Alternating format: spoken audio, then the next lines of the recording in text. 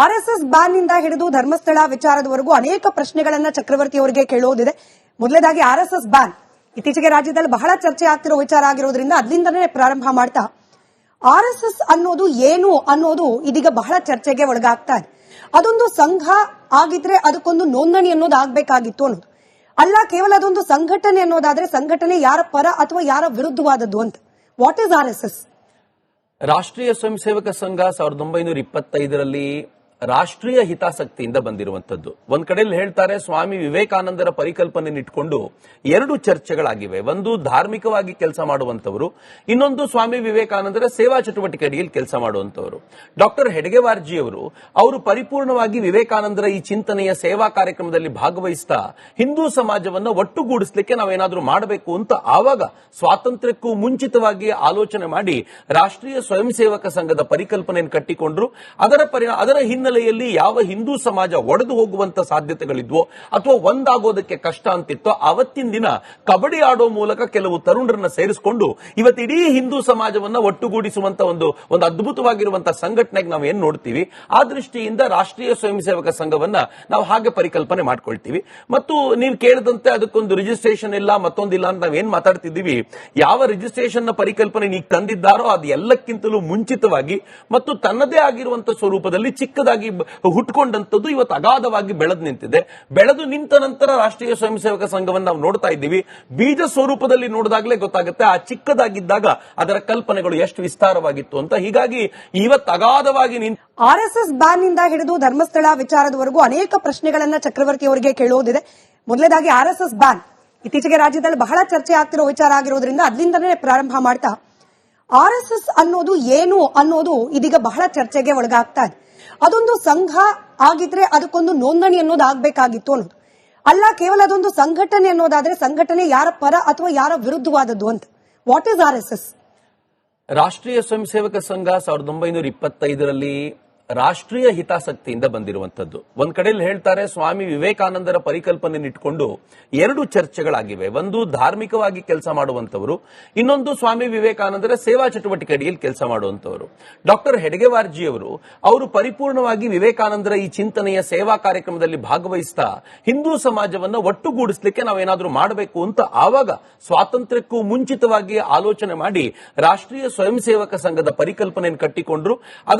ಅದರ ಹಿನ್ನೆಲೆಯಲ್ಲಿ ಯಾವ ಹಿಂದೂ ಸಮಾಜ ಒಡೆದು ಹೋಗುವಂತ ಸಾಧ್ಯತೆಗಳಿದ್ವೋ ಅಥವಾ ಒಂದಾಗೋದಕ್ಕೆ ಕಷ್ಟ ಅಂತಿತ್ತೋ ಅವತ್ತಿನ ದಿನ ಕಬಡ್ಡಿ ಆಡೋ ಮೂಲಕ ಕೆಲವು ತರುಣರನ್ನ ಸೇರಿಸಿಕೊಂಡು ಇವತ್ತಿಡೀ ಹಿಂದೂ ಸಮಾಜವನ್ನ ಒಟ್ಟುಗೂಡಿಸುವಂತ ಒಂದು ಅದ್ಭುತವಾಗಿರುವಂತಹ ಸಂಘಟನೆಗೆ ನಾವು ಏನ್ ನೋಡ್ತೀವಿ. ಆ ದೃಷ್ಟಿಯಿಂದ ರಾಷ್ಟ್ರೀಯ ಸ್ವಯಂ ಸೇವಕ ಸಂಘವನ್ನ ನಾವು ಹಾಗೆ ಪರಿಕಲ್ಪನೆ ಮಾಡ್ಕೊಳ್ತೀವಿ. ಮತ್ತು ನೀವು ಕೇಳಿದಂತೆ ಅದಕ್ಕೊಂದು ರಿಜಿಸ್ಟ್ರೇಷನ್ ಇಲ್ಲ ಮತ್ತೊಂದಿಲ್ಲ ಅಂತ ನಾವೇನ್ ಮಾತಾಡ್ತಿದ್ದೀವಿ. ಯಾವ ರಿಜಿಸ್ಟ್ರೇಷನ್ ನ ಪರಿಕಲ್ಪನೆ ನೀವು ತಂದಿದ್ದಾರೋ ಅದು ಎಲ್ಲಕ್ಕಿಂತಲೂ ಮುಂಚಿತವಾಗಿ ಮತ್ತು ತನ್ನದೇ ಆಗಿರುವಂತಹ ಸ್ವರೂಪದಲ್ಲಿ ಚಿಕ್ಕದಾಗಿ ಹುಟ್ಕೊಂಡಂತದ್ದು ಇವತ್ತು ಅಗಾಧವಾಗಿ ಬೆಳೆದು ನಿಂತಿದೆ. ಬೆಳೆದು ನಿಂತ ನಂತರ ರಾಷ್ಟ್ರೀಯ ಸ್ವಯಂ ಸೇವಕ ಸಂಘವನ್ನು ನಾವು ನೋಡ್ತಾ ಇದ್ದೀವಿ.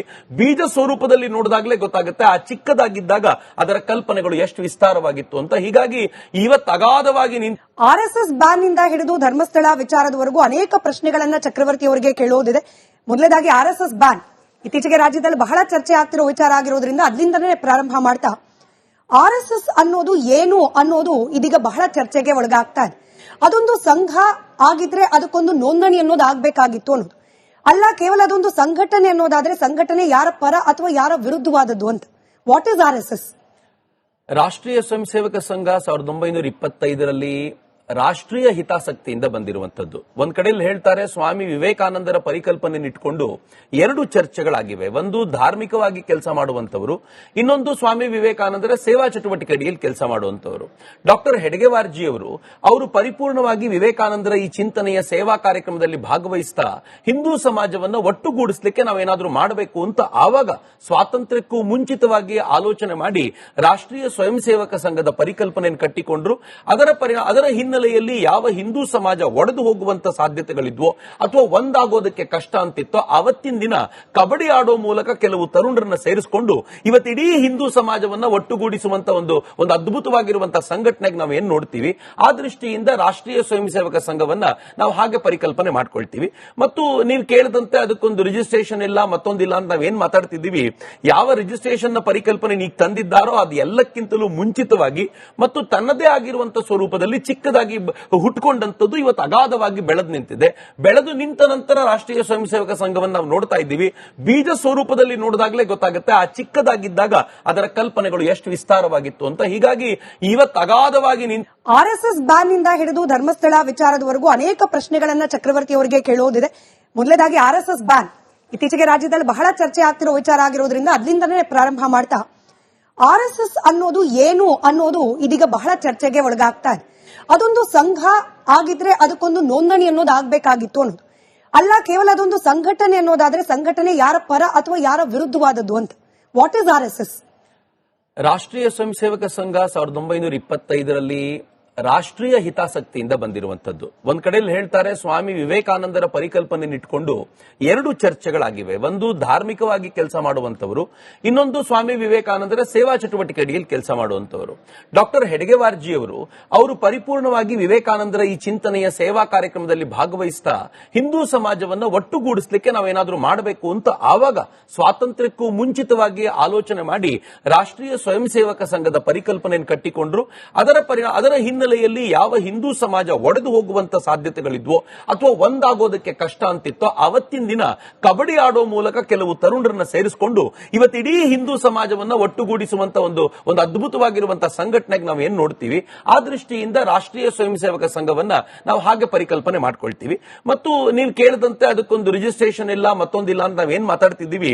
ಯಾವ ರಿಜಿಸ್ಟ್ರೇಷನ್ ನ ಪರಿಕಲ್ಪನೆ ನೀವು ತಂದಿದ್ದಾರೋ ಅದು ಎಲ್ಲಕ್ಕಿಂತಲೂ ಮುಂಚಿತವಾಗಿ ಮತ್ತು ತನ್ನದೇ ಆಗಿರುವಂತಹ ಸ್ವರೂಪದಲ್ಲಿ ಚಿಕ್ಕದಾಗಿ ಹುಟ್ಕೊಂಡಂತದ್ದು ಇವತ್ತು ಅಗಾಧವಾಗಿ ಬೆಳೆದು ನಿಂತಿದೆ.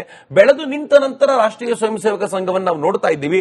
ಬೀಜ ಸ್ವರೂಪದಲ್ಲಿ ನೋಡಿದಾಗಲೇ ಗೊತ್ತಾಗುತ್ತೆ ಆ ಚಿಕ್ಕದಾಗಿದ್ದಾಗ ಅದರ ಕಲ್ಪನೆಗಳು ಎಷ್ಟು ವಿಸ್ತಾರವಾಗಿತ್ತು ಅಂತ. ಹೀಗಾಗಿ ಇವತ್ತು ಅಗಾಧವಾಗಿ ಆರ್ಎಸ್ಎಸ್ ಬ್ಯಾನ್ ನಿಂದ ಹಿಡಿದು ಧರ್ಮಸ್ಥಳ ವಿಚಾರದವರೆಗೂ ಅನೇಕ ಪ್ರಶ್ನೆಗಳನ್ನ ಚಕ್ರವರ್ತಿ ಅವರಿಗೆ ಕೇಳೋದಿದೆ.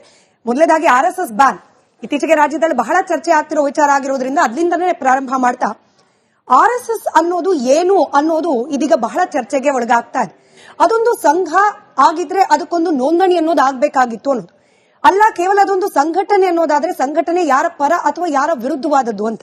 What is RSS? ರಾಷ್ಟ್ರೀಯ ಸ್ವಯಂ ಸೇವಕ ಸಂಘ 1925ರಲ್ಲಿ ರಾಷ್ಟ್ರೀಯ ಹಿತಾಸಕ್ತಿಯಿಂದ ಬಂದಿರುವಂತದ್ದು. ಒಂದ್ ಕಡೆಯಲ್ಲಿ ಹೇಳ್ತಾರೆ ಸ್ವಾಮಿ ವಿವೇಕಾನಂದರ ಪರಿಕಲ್ಪನೆ ಇಟ್ಕೊಂಡು ಎರಡು ಚರ್ಚೆಗಳಾಗಿವೆ. ಒಂದು ಧಾರ್ಮಿಕವಾಗಿ ಕೆಲಸ ಮಾಡುವಂತವರು, ಇನ್ನೊಂದು ಸ್ವಾಮಿ ವಿವೇಕಾನಂದರ ಸೇವಾ ಚಟುವಟಿಕೆಯಲ್ಲಿ ಕೆಲಸ ಮಾಡುವಂತವರು. ಡಾಕ್ಟರ್ ಹೆಡ್ಗೆವಾರ್ಜಿಯವರು ಅವರು ಪರಿಪೂರ್ಣವಾಗಿ ವಿವೇಕಾನಂದರ ಈ ಚಿಂತನೆಯ ಸೇವಾ ಕಾರ್ಯಕ್ರಮದಲ್ಲಿ ಭಾಗವಹಿಸ್ತಾ ಹಿಂದೂ ಸಮಾಜವನ್ನ ಒಟ್ಟುಗೂಡಿಸಲಿಕ್ಕೆ ನಾವೇನಾದ್ರೂ ಮಾಡಬೇಕು ಅಂತ ಆವಾಗ ಸ್ವಾತಂತ್ರ್ಯಕ್ಕೂ ಮುಂಚಿತವಾಗಿ ಆಲೋಚನೆ ಮಾಡಿ ರಾಷ್ಟ್ರೀಯ ಸ್ವಯಂ ಸೇವಕ ಸಂಘದ ಪರಿಕಲ್ಪನೆಯನ್ನು ಕಟ್ಟಿಕೊಂಡ್ರು. ಅದರ ಹಿನ್ನೆಲೆಯಲ್ಲಿ ಯಾವ ಹಿಂದೂ ಸಮಾಜ ಒಡೆದು ಹೋಗುವಂತ ಸಾಧ್ಯತೆಗಳಿದ್ವೋ ಅಥವಾ ಒಂದಾಗೋದಕ್ಕೆ ಕಷ್ಟ ಅಂತಿತ್ತೋ ಅವತ್ತಿನ ದಿನ ಕಬಡ್ಡಿ ಆಡೋ ಮೂಲಕ ಕೆಲವು ತರುಣರನ್ನ ಸೇರಿಸಿಕೊಂಡು ಇವತ್ತು ಇಡೀ ಹಿಂದೂ ಸಮಾಜವನ್ನ ಒಟ್ಟುಗೂಡಿಸುವಂತ ಒಂದು ಅದ್ಭುತವಾಗಿರುವಂತಹ ಸಂಘಟನೆಗೆ ನಾವು ಏನ್ ನೋಡ್ತೀವಿ. ಆ ದೃಷ್ಟಿಯಿಂದ ರಾಷ್ಟ್ರೀಯ ಸ್ವಯಂ ಸೇವಕ ಸಂಘವನ್ನ ನಾವು ಹಾಗೆ ಪರಿಕಲ್ಪನೆ ಮಾಡ್ಕೊಳ್ತೀವಿ. ಮತ್ತು ನೀವು ಕೇಳಿದಂತೆ ಅದಕ್ಕೊಂದು ರಿಜಿಸ್ಟ್ರೇಷನ್ ಇಲ್ಲ ಮತ್ತೊಂದಿಲ್ಲ ಅಂತ ನಾವೇನ್ ಮಾತಾಡ್ತಿದ್ದೀವಿ. ಯಾವ ರಿಜಿಸ್ಟ್ರೇಷನ್ ನ ಪರಿಕಲ್ಪನೆ ನೀವು ತಂದಿದ್ದಾರೋ ಅದು ಎಲ್ಲಕ್ಕಿಂತಲೂ ಮುಂಚಿತವಾಗಿ ಮತ್ತು ತನ್ನದೇ ಆಗಿರುವಂತಹ ಸ್ವರೂಪದಲ್ಲಿ ಚಿಕ್ಕದಾಗಿ ಹುಟ್ಕೊಂಡಂತದ್ದು ಇವತ್ತು ಅಗಾಧವಾಗಿ ಬೆಳೆದು ನಿಂತಿದೆ. ಬೆಳೆದು ನಿಂತ ನಂತರ ರಾಷ್ಟ್ರೀಯ ಸ್ವಯಂ ಸೇವಕ ಸಂಘವನ್ನು ನಾವು ನೋಡ್ತಾ ಇದ್ದೀವಿ. ಬೀಜ ಸ್ವರೂಪದಲ್ಲಿ ನೋಡಿದಾಗಲೇ ಗೊತ್ತಾಗುತ್ತೆ ಆ ಚಿಕ್ಕದಾಗಿದ್ದಾಗ ಅದರ ಕಲ್ಪನೆಗಳು ಎಷ್ಟು ವಿಸ್ತಾರವಾಗಿತ್ತು ಅಂತ. ಹೀಗಾಗಿ ಇವತ್ತು ಅಗಾಧವಾಗಿ